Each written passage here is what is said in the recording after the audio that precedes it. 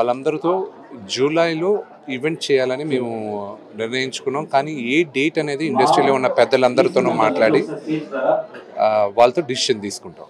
అంటే దాదాపు 90 ఇయర్స్ అంటున్నారు చాలా మంది ఆనాటి శివ ఒక నిమిషం 90 ఇయర్స్ ఇండస్ట్రీ నుంచి కూడా మొత్తం చేయబోతున్నారు. అంటే 4 రంగాల నుంచి మొత్తం అంటే మొత్తం బాలీవుడ్ అన్ని అక్కడి నుంచి రిప్రజెంటేటివ్స్ని వాళ్ళని రిక్వెస్ట్ చేస్తున్నాం. వాళ్ళు మీరు వచ్చి మా ఈవెంట్లో మీరు పార్టిసిపేట్ చేయండి అని అక్కడున్న మూవీ ఆర్టిస్ట్ అసోసియేషన్స్ అందరినీ రిక్వెస్ట్ చేస్తున్నాం.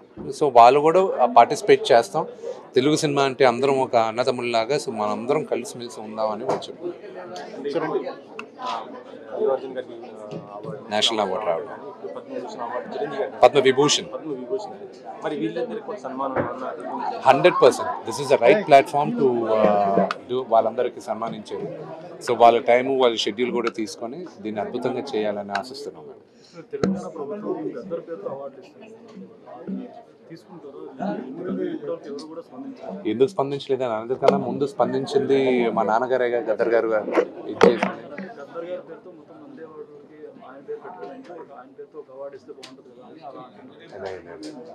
గద్దర్ గారు ఒకటి పర్సనల్గా నాకు ఆయన బాగా ఆయన is my family member Gaddar గారు.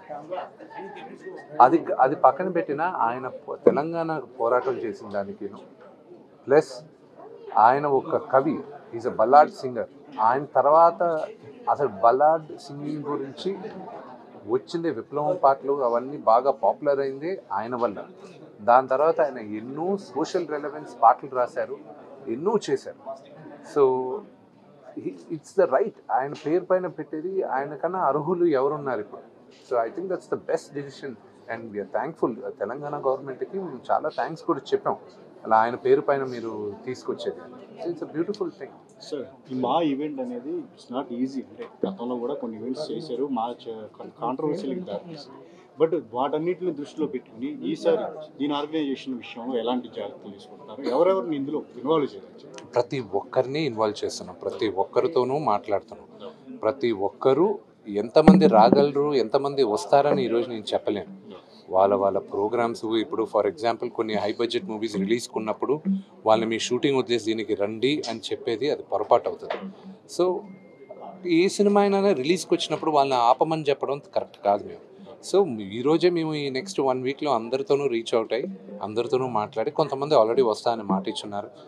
ఎవరెవరు వస్తున్నారు, రావట్లేదు, ఎవరు వస్తున్నారు, త్వరలో అన్ని డీటెయిల్స్ ఇస్తాం. అంటే మీరు అధ్యక్షుడిగా ఉన్నప్పుడు ఎలాంటి ఒక ప్రతిష్టాత్మక ఈవెంట్ చేయటం అనేది, అంటే ఇది ఒక బాధ్యతగా తీసుకున్నారా మీరు? 100% రెస్పాన్సిబిలిటీ కదా. నేను ఐఎమ్ ప్రెసిడెంట్ అంటే మోర్ లైక్ నేను ఇప్పుడు మూవీ ఆర్టిస్ట్లో అందరికీ సేవకుడిని. I'm responsible, I'm a sevak. నేను పని చేయాలి, అందరికీ నేను పని బాగా చేస్తానన్న ఉద్దేశంతోనే నన్ను అక్కడ కూర్చోబెట్టారు. సో ఉన్న ఈ 2 సంవత్సరాలుగా మేము చేయాల్సిన పనులు చేస్తూ, ప్లస్ ఇంకా రాబోయే నెక్స్ట్ ఫ్యూ ఇయర్స్కి కూడా ఇబ్బంది కలగకుండా ఉండాలి ఈ హెల్త్ ఇన్సూరెన్స్కి, మెడికల్ క్యాంప్స్కి, వీటికి అనే ఉద్దేశంతో ఇప్పుడు ఈ ఫండ్ రైజింగ్ ఈవెంట్ చేస్తున్నాం.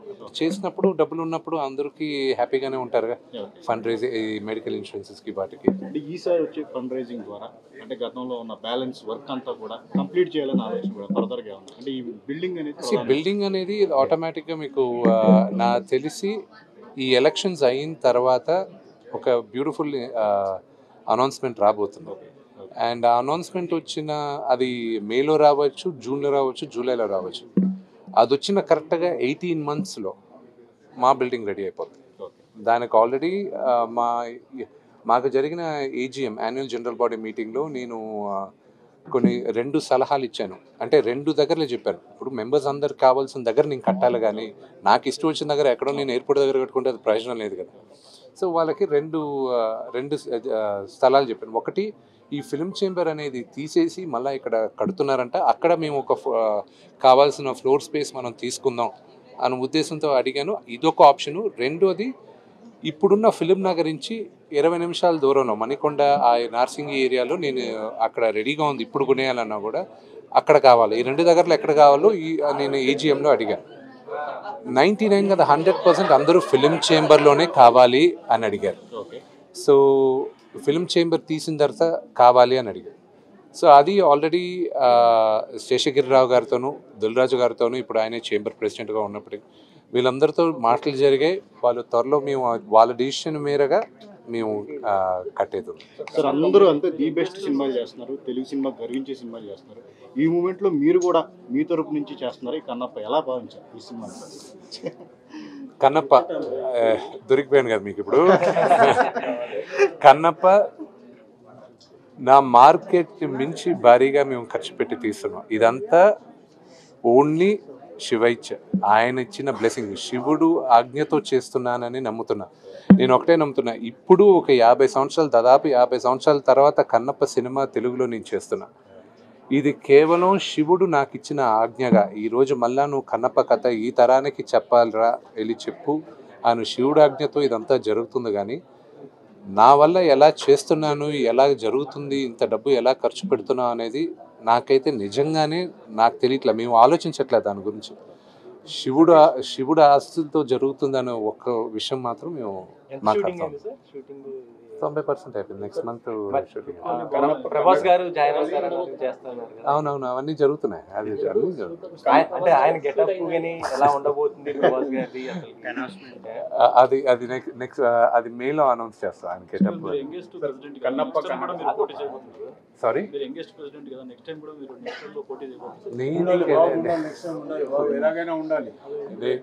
ఎలక్షన్స్లో నేను ఇంకా పార్టిసిపేట్ చేయను. అది యునానిమస్గా ఇండస్ట్రీ పెద్దల నా ఉద్దేశం కూడా, ఇండస్ట్రీలో ఉన్న పెద్దలు వాళ్ళు వచ్చి వాళ్ళ ఆధ్వర్యంలో ఎవరో ఒకరిని యంగ్స్టర్ని ప్రెసిడెంట్గా పెట్టి వాళ్ళు గైడ్ చేస్తూ ఉంటే ఇండస్ట్రీ బ్రహ్మాండంగా ఉంటుంది అన్న ఆలోచన నాది. బట్ కొంతమంది ఒప్పుకోకపోవచ్చు.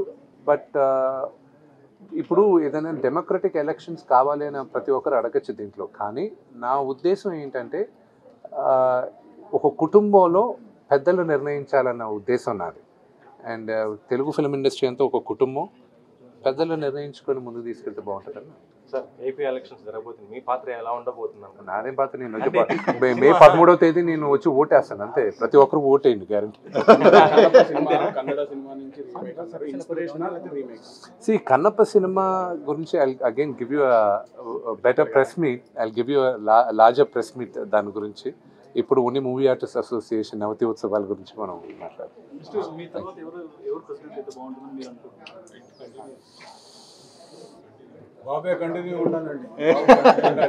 తెలుగులో ఇండస్ట్రీలోకి వచ్చింది ఫస్ట్ వచ్చింది అక్కినేని నాగేశ్వరరావు గారికి, స్వర్గీయ అక్కినేని నాగేశ్వరరావు గారికి. ఈ రెండు పొరపాటు పడాలి. ఫస్ట్ అన్న పొరపాటును వచ్చింది, ఆయన సెకండ్. బట్ ఈ జనరేషన్లో he is the first and it's a great achievement. And ఆయన్ని మేమందరం ఆనర్ చేయాలనే ఉద్దేశంతో మేము చేస్తాం. అది నాగేశ్వరరావు గారు.